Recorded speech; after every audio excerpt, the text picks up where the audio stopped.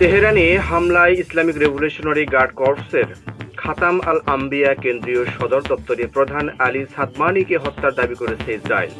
মঙ্গলবার এক প্রতিবেদনে এ তথ্য জানিয়েছে কাতার ভিত্তিক সংবাদ মাধ্যম আল জাজিরা। ইসরায়েলি সেনাবাহিনী জানিয়েছে তারা তেহরানে হামলায় আইআরজিসির খাতাম আল আম্বিয়া কেন্দ্রীয় সদর দপ্তরের প্রধান আলী সাদমানিকে হত্যা করেছে। তারা সাদমানিকে ইরানের সবচেয়ে সিনিয়র সামরিক কমান্ডার এবং ইরানের সর্বোচ্চ নেতা আয়াতুল্লাহ আলী খামেনির নিকটতম ব্যক্তি হিসেবে বর্ণনা করেছেন। ইসরায়েলের এই দাবির বিষয়ে ইরানের পক্ষ থেকে তাৎক্ষণিকভাবে কোনো মন্তব্য করা হয়নি।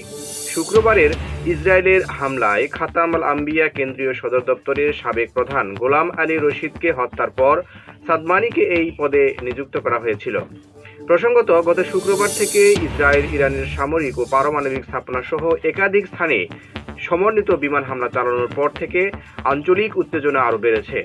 জবাবে তেল আবিবে ক্ষেপণাস্ত্র ও ড্রোন হামলা চালাচ্ছে তেহরান।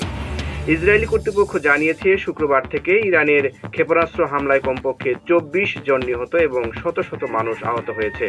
অন্যদিকে ইরানের পক্ষ থেকে ইসরায়েলি হামলায় কমপক্ষে 224 জন নিহত এবং 1000-এরও বেশি মানুষ আহত হওয়ার খবর জানা যাচ্ছে।